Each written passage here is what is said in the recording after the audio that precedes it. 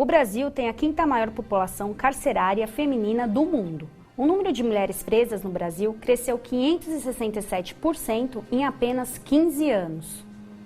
Porque as pessoas têm assim, a grande massa, a grande mídia. Cadê? Bom, come, bebe, dorme.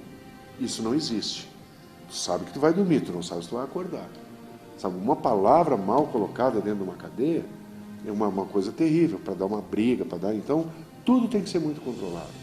68% das mulheres estão presas pelo crime de tráfico de drogas. Eu fui presa há 10 anos atrás, em 2007, no artigo 33, tráfico de droga. Comecei a comprar de pouquinho para servir as meninas, daí a pouco já estava servindo os clientes de alta sociedade. E aí você vai naquele embalo, tá ganhando dinheiro dos dois lados e casa noturna sem droga também não tem movimento. O Presídio Feminino de Santana é a maior penitenciária da América Latina e fica localizada na zona norte da capital paulista. O presídio faz parte da minoria das penitenciárias femininas brasileiras. Não tem superlotação. São pouco mais de 2.000 presas, sendo 2 por cela. 53% das presas trabalham. 31 empresas terceirizadas utilizam os serviços das presidiárias, que ganham um salário mínimo ou por produção. A cada 3 dias de trabalho, um é reduzido da pena. As presas também têm a opção de estudar. O trabalho também serve para esquecer a dura realidade que é viver em uma cadeia. Uma namorada, uma mulher já é uma coisa embaçada. Agora tu imagina 2.300 que estão no lugar contra a vontade. Como é que tu vai segurar isso? Só com o trabalho. Eu trabalho, então eu ocupo minha distração é isso aqui. Eu viajo, assim, o tempo que eu estou fazendo isso aqui, eu esqueço, que eu não parece que eu estou dentro da cadeia. Na hora que eu vou embora, assim, que eu entro no pavilhão que eu caio na real, não, estou presa. Só que eu estou cansada, eu vou chegar, vou limpar a cela, vou tomar um banho, deito e durmo. É onde está me ajudando a tirar, porque senão eu já estava louca aqui dentro. Mas o que o tráfico me trouxe? Eu perdi colação de grau, eu perdi formaturas, eu perdi a adolescência deles, entendeu? Eu perdi tudo. Eu não sei os gostos de...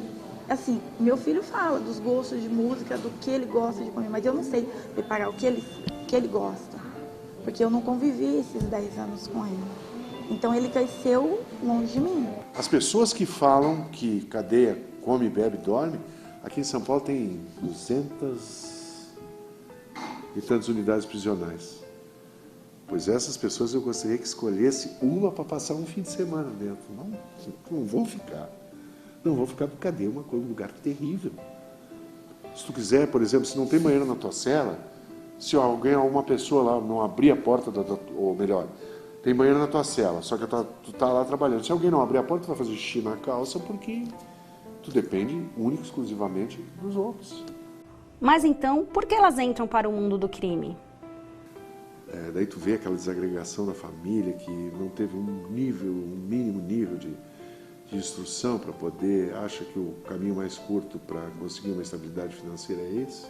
Que se vive num lugar onde tudo é exposto. Se tu não tiver um tênis decente, tu não é ninguém. Se tu não tiver o sapato tal, a camisa tal, sabe?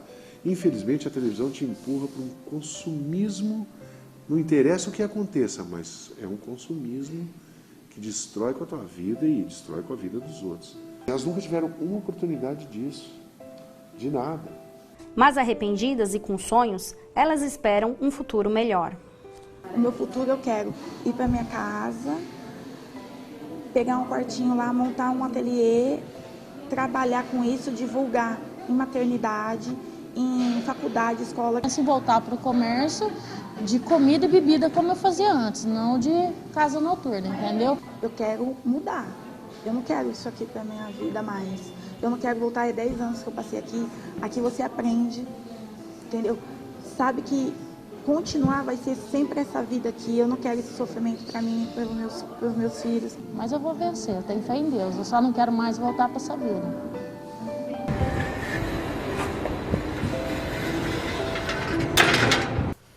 Vocês acabaram de assistir a matéria que o Observatório do Terceiro Setor fez no maior presídio feminino da América Latina.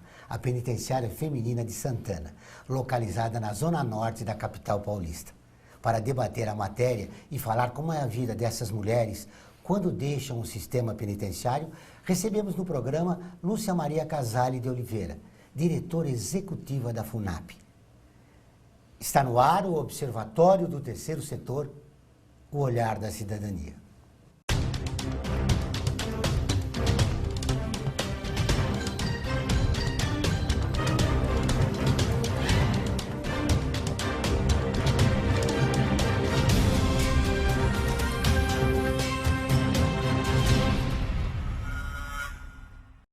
A FUNAP, Fundação Professor Dr. Manuel Pedro Pimentel, foi instituída pelo governo do estado de São Paulo e é vinculada à Secretaria de Estado da Administração Penitenciária e conta atualmente com 168 estabelecimentos penais e mais de 230 mil presos. Seja bem-vinda, doutora Lúcia. Igualmente. Prazer estar aqui. Como é feito o trabalho da FUNAP? O trabalho da FUNAP parte do princípio de que a dignidade do ser humano reside em pilares como trabalho, educação, família, enfim, onde você consiga, por diversos programas, injetar nessas pessoas que estão privadas de liberdade valores sociais que as pessoas não tiveram oportunidade durante a sua infância ou sua juventude de terem. Então, a gente busca trabalhar, em primeiro lugar, com assistência jurídica. Ninguém gosta de ficar preso, né? Todo mundo quer saber dos seus direitos e quer procurar e voltar para a rua. Em segundo lugar, a gente trabalha com a educação, que eu acho o direito mais fundamental de todos, o mais importante de todos. Educação não é só aprender a ler, educação é um todo. É conviver com as regras de sociedade, é saber se comportar em determinados momentos, não só no ambiente de trabalho, mas também no ambiente social. Leitura, né? A parte cultural, onde você busca uma pessoa que está privada de liberdade. Quando ela lê um livro, ela está solta, ela está livre, ela voa pelo mundo, porque a leitura propicia isso. Então, a gente trabalha muito nessa atuação. E, por último, na capacitação profissional, ou seja, a preocupação de ensinar uma profissão a essas pessoas, de forma que, quando elas saiam, elas consigam se reabilitar na vida. Para isso, a gente busca muito mais as atividades ligadas à economia solidária ou ao empreendedorismo, para que elas, diante da nossa situação, elas não dependam exclusivamente da carteira assinada. Então, esses são os 5 projetos básicos da FUNAP. Esses 5 projetos, eles barram numa dificuldade que é clara. Quando elas vão para o processo de recuperação na sociedade, elas sofrem o preconceito. Sim, com certeza. Mas elas vão preparadas para isso. Principalmente as mulheres, porque as mulheres, elas são muito mais fáceis da gente trabalhar. Né? Deixando de parte o aspecto masculino da pena, lá, em relação aos homens, a maioria das mulheres que se encontram presas hoje, elas estão em razão da lei de tóxico. Não são, normalmente, aquelas traficantes grandes e importantes. Na sua grande maioria, é o que a gente chama de amor bandido. São as presas que se envolveram no tóxico por causa de um marido, de um namorado, de um filho. Então, você tem senhoras que foram levar droga para o filho na cadeia, você tem irmãs, você tem toda a sorte de... Principalmente questão de namorada que estava na garupa da moto, enfim. Então, primeiro, já não é um perfil assim de um criminoso perigoso, difícil de você recuperar. Já é um perfil mais fácil de você lidar. E a gente usa muito para trabalhar com elas o artesanato. Por que o artesanato? Porque o artesanato é um aprendizado. Você começa ensinando os valores do artesanato e nesses valores do artesanato você vai construindo a autoestima da presa. Então você ensina primeiro, ela vai fazer um bordado, tem que estar com a mão limpa, o trabalho tem que estar embrulhado num pano limpo, ela tem que lavar a mão, ela não pode fazer aquilo. Enquanto isso, você está ensinando ela também a agir no dia a dia, porque aquela higiene, não só na vida particular, como na profissão. e você vai moldando. A impressão que eu tenho, eu até falo de vez em quando, fica até bonito o que eu falo, que elas constroem ponto a ponto a ressocialização delas. Então, eu digo para elas assim, vocês têm que fazer um trabalho que a pessoa olhe e diz, que lindo, eu vou comprar. E quando vocês fizerem um trabalho, que lindo, que alguém comprar, vocês vão estar com a sua vida colocada. Porque vocês podem fazer em casa, vocês podem vender na esquina, vocês podem vender numa feira, vocês podem vender num cabeleireiro, num salão de cabeleireiro, vocês podem correr de porta em porta, vocês podem abrir um e-commerce e vocês não vão depender, primeiro, da carteira assinada, e segundo, não vão depender mais de ter um homem dentro de casa para sustentar a família. Diante dessa realidade que a senhora expôs das mulheres, o que deveria ser mudado na legislação penal para que a lei de tóxico. Porque elas foram induzidas ao crime, né? Não não sei se elas foram induzidas, mas eu acho assim, elas não poderiam ter uma condenação tão pesada. Poderia haver uma pena mais suave. Não precisaria haver pena de prisão, você poderia ter uma pena comunitária, você poderia enfrentar algumas coisas mais suaves, ou seja, do recolher esse monte. E esse crescimento das mulheres decorreu exatamente em função da mudança da lei de tóxico. Ou seja, tem muita mulher presa que não devia estar lá. Ah, tem. Muito bem. Você sabia que todas as terças e quintas-feiras, ao vivo, às 14 horas, tem programa de rádio do Observatório do Terceiro Setor. Nós lá recebemos especialistas que, junto com os ouvintes, debatem os principais temas da atualidade e do terceiro setor. Você pode ouvir pela Rádio Trianon AM 740 ou em qualquer lugar do mundo, pela internet do seu celular, computador ou tablet, pelo link que aparece na sua tela. Participe e ajude numa sociedade mais justa, solidária e sustentável. Voltamos depois do intervalo.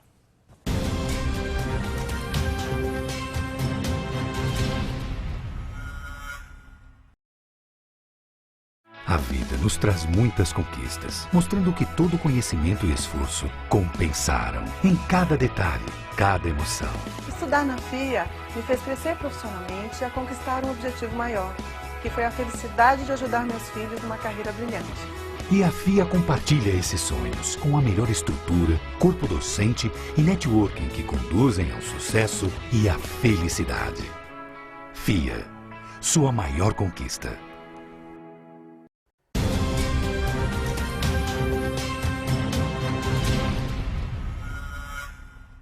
Estamos de volta com o Observatório do Terceiro Setor, o Olhar da Cidadania. No nosso canal do YouTube, todos os programas de TV estão disponíveis para você assistir quando e onde quiser.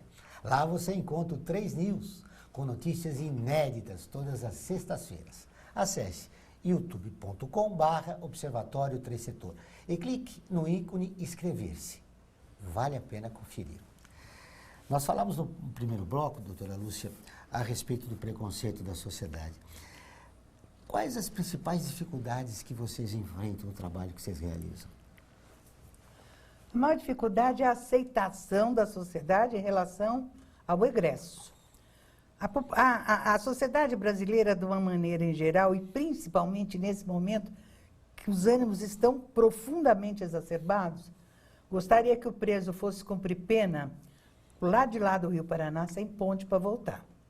Então, tem que ir e não quer mais ele de volta. Então, o primeiro trabalho é você mostrar que eles vão voltar, porque não tem prisão perpétua no Brasil. Então, é preferível que eles voltem um pouco melhor preparados para tentar se recuperar do que voltarem como foram, sem nada de fazer. Então, esse trabalho tem que ser feito, apesar de toda a oposição que a gente vê de uma grande leva da sociedade. Eu tive uma oportunidade que me chocou muito. Nós fomos fazer um bazar num shopping em São Paulo, e quando as pessoas descobriram que eram produtos fabricados por preso, elas jogavam as coisas em cima do balcão como se fosse coisa de doente, sabe assim? Nossa, de preso.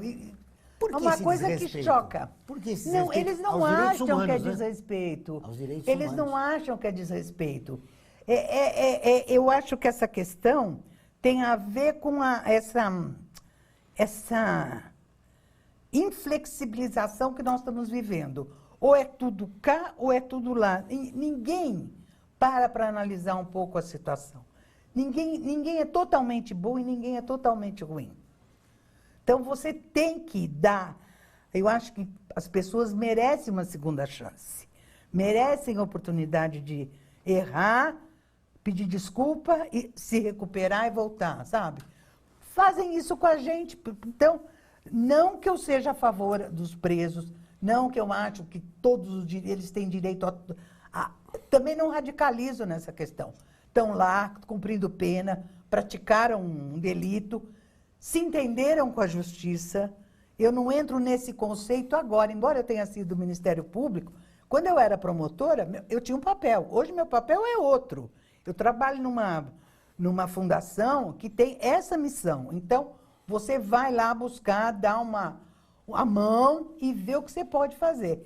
A gente tem tido, aqui na questão das mulheres, a gente tem tido uma resposta maravilhosa, porque elas fazem o artesanato com a gente, na sua grande maioria, saem e a gente recebe, então, informação de que elas estão trabalhando, elas estão se subsistindo sozinhas, e algumas até a gente leva para trabalhar como autônomas com a gente.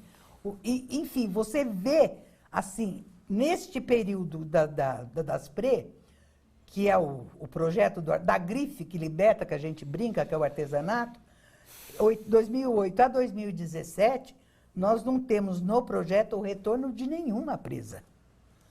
Todas passaram e se foram.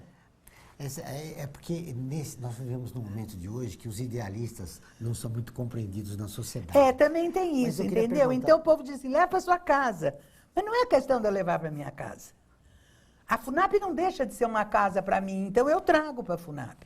Você cria uma casa onde você possa trabalhar essas pessoas, entendeu? Que a nossa repórter que foi fazer a matéria na penitenciária, ela constatou que as empresas que contratam as presidiárias pedem para não serem citadas. Exatamente. Por causa do preconceito da sociedade. Porque a sociedade deixa de... Eles têm medo que as pessoas deixem de comprar os produtos. Que é um absurdo, né? O que é um absurdo, entendeu? Então, eu acho assim, você faz as coisas para melhorar. E determinadas coisas você é obrigado a esconder, porque senão as pessoas não compram. E foi partindo exatamente desse princípio que eu criei a Daspre. A Daspre é a grife das presas. Só tem para vender lá o que elas produzem. Todo o material produzido na Daspre é feito por preso. E a gente divulga isso. Além da qualidade do trabalho, né, que vocês estão vendendo bastante, estão tocando muito a Daspre, a também mexer com a autoestima da mulher. Lógico, entendeu? Não é só da mulher, é do preso. Porque na medida que ele, no fim do mês, ele recebe um salário, que não é grande coisa, são 3/4 de salário mínimo, por ter trabalhado 22 dias no mês. Ele recebe aquele dinheiro, ele tem o dinheiro para mandar para a família dele, que vai, bem ou mal, com pouco ou muito, vai virar o mês com aquele dinheirinho, o cara, a autoestima dele vai lá em cima. Eu estou preso, mas minha família está comendo. Então, você trabalha essas questões. Veja o que eu falo isso muito para o pessoal lá na FUNAP. Não é dar o peixe, mas é ensinar a pescar. Outra coisa que é importante destacar nessa entrevista com a senhora é que a maioria da população penitenciária é da população de baixa renda. Tá? São os pobres que estão lá. A maioria é população de baixa renda. Se você analisar o perfil do preso, ele vem uma faixa etária pobre, criado normalmente em favela. Baixa escolaridade. Baixa escolaridade ou zero escolaridade. Jovem que não teve oportunidade de começar como aprendiz, onde aquelas oportunidades... Porque todo mundo fala que cadeia só tem pobre, preto e o outro assunto. Mas é porque são aquelas pessoas que não tiveram as necessárias ferramentas na idade correta. Faltou alguma coisa ali. E ela acaba se distorcendo. Vamos deixar faltar um pouco para a sua entrevista. Eu vou chamar o intervalo. Pois e não. A gente continua essa conversa daqui a pouco. Nós voltamos dentro de instantes.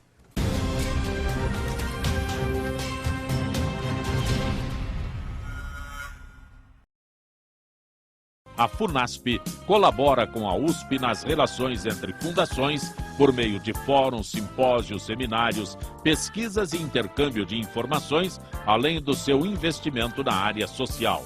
Para melhores informações, entre no nosso site www.funasp.org.br. FUNASP, um marco entre o universo acadêmico e a sociedade.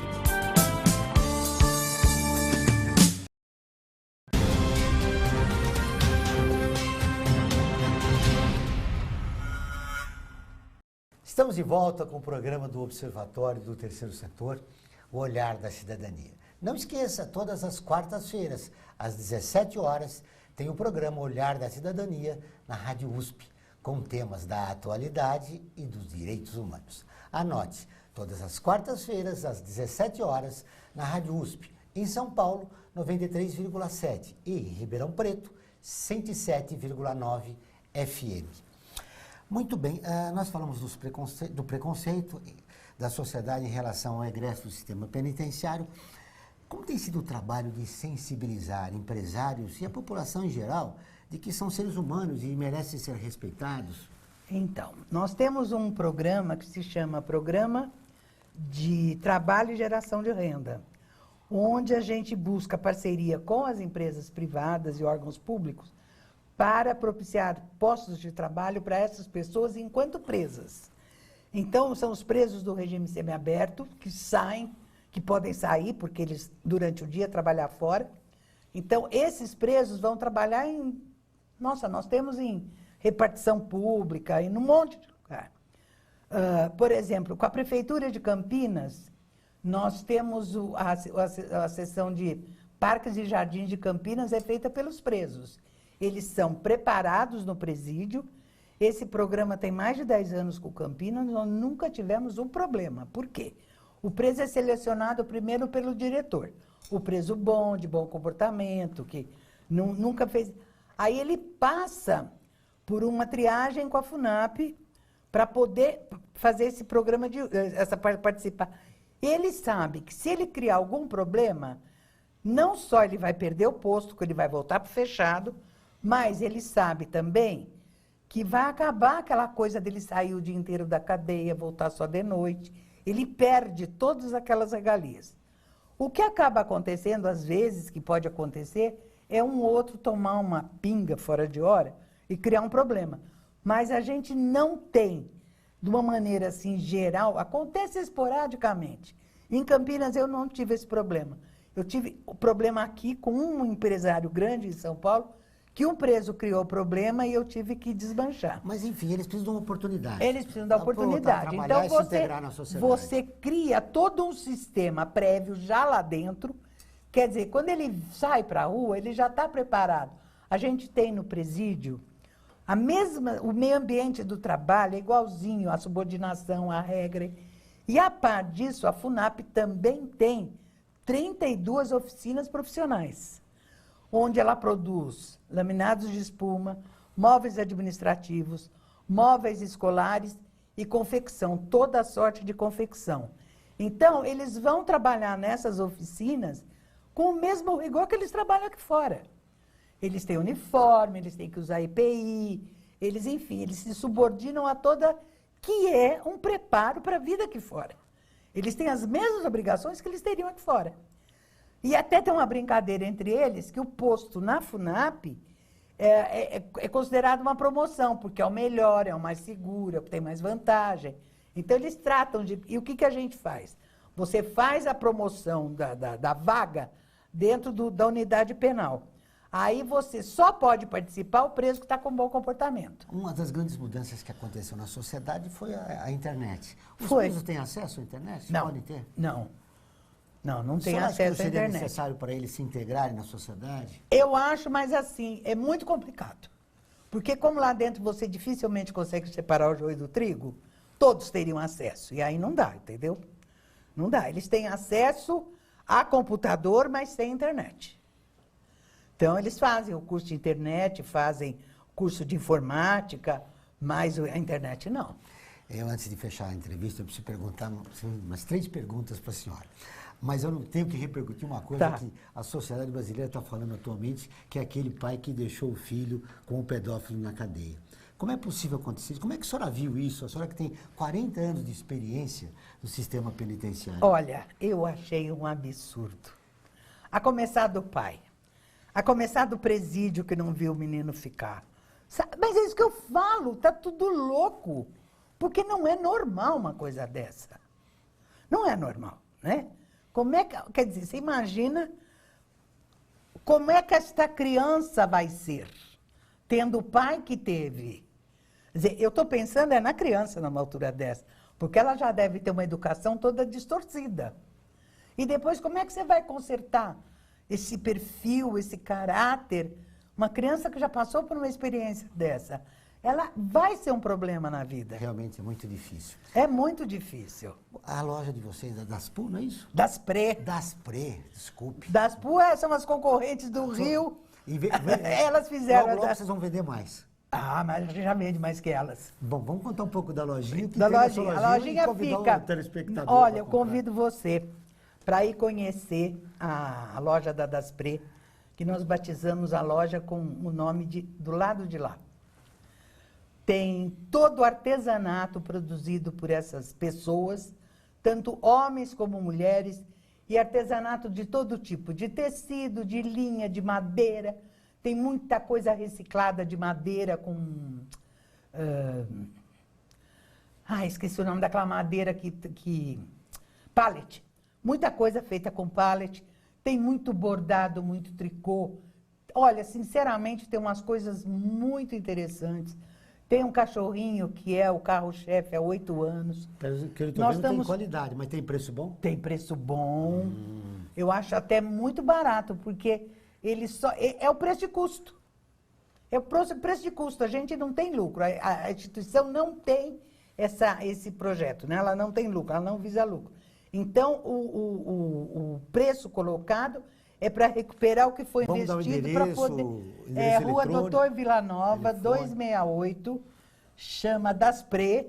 Vocês podem procurar no site da FUNAP, que é www.funap.sp.gov.br. funap.sp.gov.br. Lá vocês vão olhar um link que está escrito Das Pré. Tem vários produtos expostos no site e nós estamos a lojinha aberta lá de segunda a sexta-feira. Essa semana ela vai fechar e vai reabrir na semana que vem, porque nós vamos fazer uma reforma no teto. Mas normalmente ela não fecha. Tem promoção no Natal, já teve a promoção do Dia das Crianças, tem muita coisa para casa, jogo americano, toalhinha bordada. Que bacana. Enfim. Muito bem. Parabéns pelo seu trabalho. Obrigada. Eu quero fechar com uma pergunta. Depois de 11 anos na frente da Fundação, 40 anos de experiência no sistema penitenciário, qual foi o episódio que lhe mais decepcionou, senhora?